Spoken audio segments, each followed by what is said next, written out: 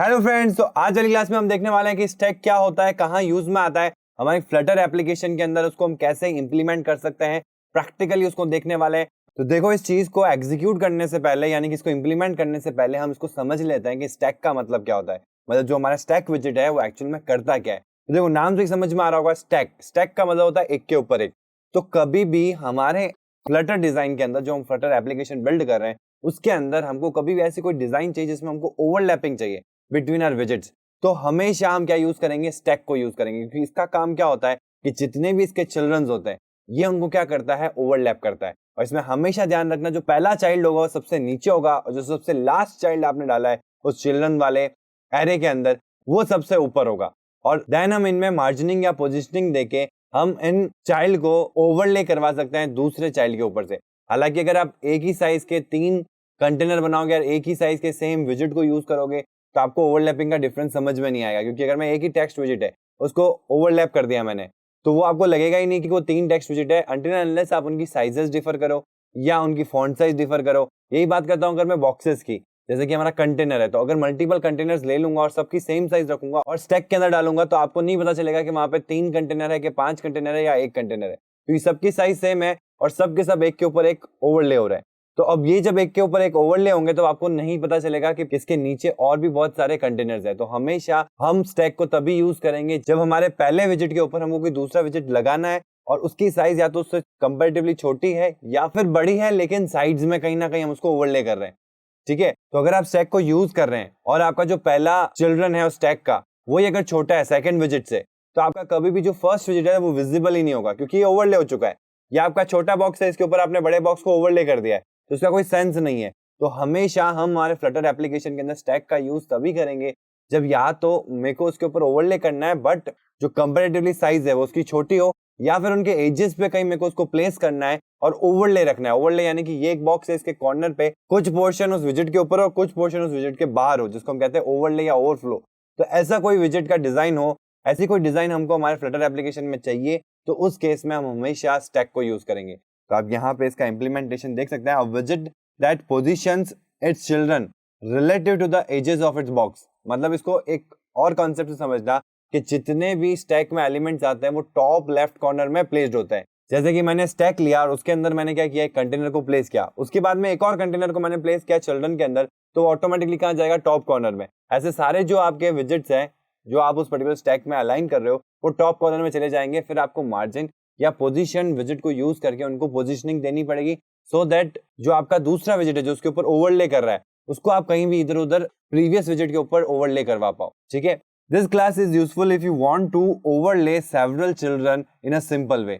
मतलब जब भी आपको बेसिकली ओवरले करके करना है, ओवरफ्लो या ओवरले करना है किसी भी विजेट के ऊपर किसी और विजेट को लगाना है जिसमें आपको दोनों की विजिबिलिटी चाहिए, ठीक है, हाफ पोर्शन इधर हाफ पोर्शन इधर, ऐसा कोई भी आपको डिजाइन चाहिए, तो उस केस में आप इस विजेट को यूज कर सकते हैं। For example, having some text and an image. तो इसको बहुत ही अच्छे एग्जाम्पल से समझते हैं कि जैसे आपका इमेज व्यू है और इमेज के ऊपर ही मेरे को बताना है कि यार कौन सा टाइप है। फॉर एग्जाम्पल, मैं एक ऐसी ऐप बना रहा हूँ जिसमें मैं डिफरेंट डिफरेंट जॉनर की मूवीज को बता रहा हूँ। ठीक है, अब उन मूवीज का एक मैंने स्क्रीनशॉट ले रखा है और उससे मैंने उसको ग्रिड में सेटअप कर रखा है। मतलब जैसे यूजर हमारी ऐप को ओपन करेगा तो डिफरेंट डिफरेंट मूवीज के जॉनर के हिसाब से हमने क्या कर रखा है, ग्रिड में उनकी इमेजेस लगा रखी है। अब इमेजेस से इतना रिलेटिवली नहीं समझ में आएगा कि किस टाइप की मूवी है या किस जॉनर के अंदर ये मूवी आती है। तो मैंने क्या किया, उस पर्टिकुलर मूवी के स्क्रीनशॉट के ऊपर मैं चाहता हूं कि उसका टाइटल आ जाए कि ये वाला जो आपने स्क्रीन लगाया है, ये वाला जो आपने आइटम दिया है, उसमें आपने स्क्रीनशॉट तो ले लिया लेकिन स्क्रीनशॉट से पता नहीं चलेगा, तो हम उसके ऊपर एक टेक्स्ट विजेट लगा के उस पर्टिकुलर जॉनर को डिफाइन कर सकते हैं कि भाई इसके अंदर ये वाले जॉनर की मूवीज है, इसके अंदर ये वाले जॉनर की मूवीज है। तो इसके केस में क्या होगा कि मेरे इमेज के ऊपर मेरे को टेक्स्ट को लगाना है या मेरे कोई भी एक कंटेनर के ऊपर मेरे को एक बटन को लगाना है। आपने ऐसे कई डायलॉग बॉक्स देखे होंगे जिसमें डायलॉग बॉक्स एक बॉक्स के अंदर दिख रहा होता है और उसमें एक जो बटन होता है वो हाफ पोर्शन में तो उस डायलॉग बॉक्स के स्क्रीन के ओवरले हो रहा होता है और हाफ पोर्शन में उस स्क्रीन से बाहर होता है। तो ऐसी टाइप्स की ओवरले या ओवरफ्लो डिजाइंस बनाने के लिए हम हमेशा स्टैक का यूज करेंगे। तो आपको एक पिक्टोरियल प्रेजेंटेशन से बताता हूँ कि किस तरीके से स्टैक दिखता है। आप यहाँ देख सकते हैं कंटेनर 3, कंटेनर 2 एंड कंटेनर 1। तो यहाँ पे क्या हो रहा है, स्टैक के अंदर मैंने 3 कंटेनर को प्लेस किया है, container 1 being the first child of the विजेट। ठीक है, टेक्स्ट विजेट का जो फर्स्ट पहला चाइल्ड है वो कौन सा है, कंटेनर 1। उसके बाद मैंने कंटेनर 2 को दिया और उसके बाद मैंने कंटेनर 3 को प्लेस किया। तो आप देख सकते हैं तीनों की साइज में डिफरेंस है, तभी आपको पता लग रहा है कि एक के ऊपर एक प्लेस्ड है। प्लस यहाँ पे आप देख सकते हैं कि जो सबसे पहले प्लेस्ड है वो सबसे नीचे है, उसके बाद जो प्लेस्ड है उसके जस्ट ऊपर है, और जो सबसे लास्ट में प्लेस्ड है वो सबसे ऊपर है।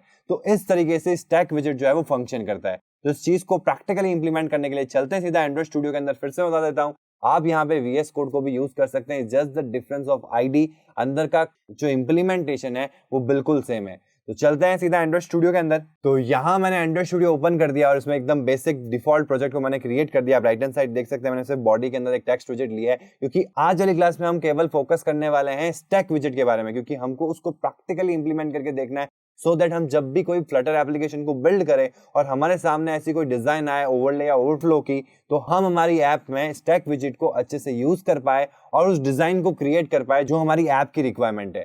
ठीक है, तो अब चलते हैं, यहाँ पे टेक्स्ट विजेट है बाय डिफॉल्ट, तो इस टेक्स्ट विजेट को हम हटाते हैं और यहाँ पे हम ले लेते हैं सिंपल सा स्टैक। जैसा कि नाम सजेस्ट करता है, एक के ऊपर एक विजेट्स यहाँ पे प्लेस होंगे और यहाँ पे आपको देखो चिल्ड्रंस मिल जाएंगे। जब हम कॉलम और रो की बात करते हैं तो उनमें भी मल्टीपल चिल्ड्रन आते हैं, लेकिन उनमें क्या डिफरेंस होता है कि या तो वो एक के नीचे एक आएंगे या एक के राइट में एक आएंगे। ठीक है, तो ये जो कंपोनेंट है, अगर आप एंड्रॉइड फील्ड्स हैं तो आपको पता लगेगा कि जो लीनियर पैटर्न होता है वो आपका कॉलम और रो से मिलता है, और जो रिलेटिव पैटर्न होता है वो आपका किससे मिलता है, स्टैक से मिलता है। तो यहाँ पे आपको चिल्ड्रन में जाना है और इस जगह पे आप देखेंगे कि यहाँ पे आप विजेट्स लगा रहे हैं। जैसे कि मैं यहाँ पे कंटेनर दे रहा हूँ, तो टेक्स्ट विजेट का कोई सेंस नहीं बनता कि टेक्स्ट विजेट में आप एक टेक्स्ट के ऊपर एक टेक्स्ट लगाओ। हाँ, आपको हमेशा कुछ ऐसा विजेट चाहिएगा बैकग्राउंड में जो एक तरह से पेरेंट विजेट का काम करे, मतलब कि उसके अंदर वो चीज कंटेन हो या उसके ओवरले में हो। तो इसलिए हमारा जो सबसे पहला विजेट होगा वो आइदर कंटेनर होना चाहिए या इमेज होना चाहिए। ठीक है, उसके ऊपर हम और विजेट्स को लगा सकते हैं जिसमें टेक्स्ट भी आ सकता है, बटन भी आ सकता है। ठीक है, तो हम यहाँ पे कंटेनर ले लेते हैं और इसकी विड्थ और हाइट में यहाँ पे दे देता हूँ। विड्थ कर देते हैं हम इसको 100 और हाइट कर देते हैं 100।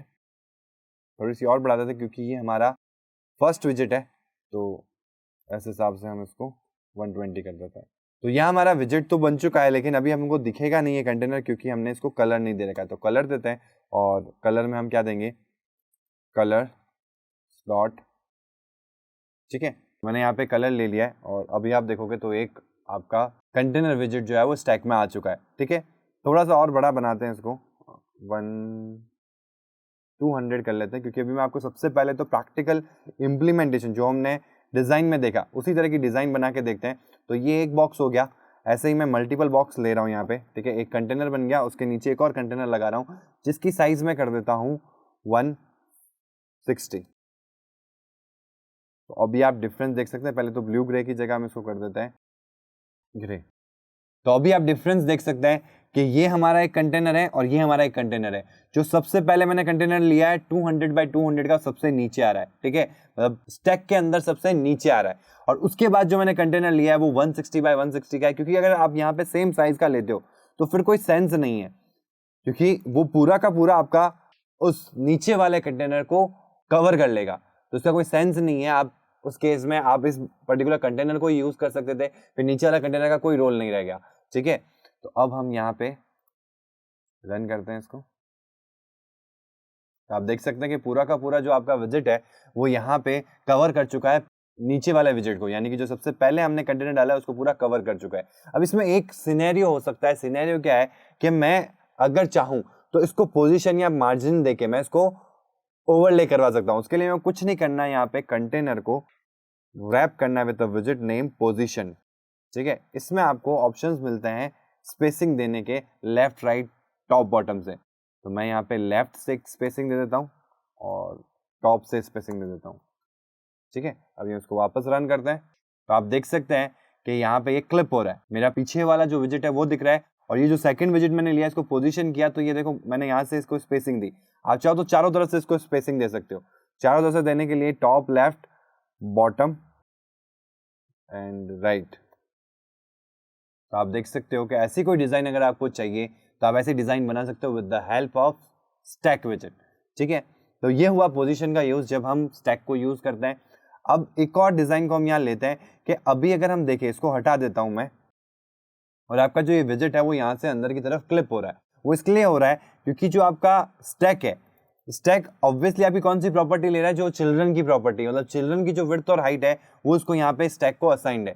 तो अभी आपका स्टैक जो है वो इतनी साइज का ही है। तो अगर मैं स्टैक की साइज और विड्थ बढ़ा देता हूँ रैप विद अ कंटेनर, और इस कंटेनर की जो विड्थ और हाइट है, विड्थ मैं कर देता हूँ 300 और हाइट में कर देता हूँ 300।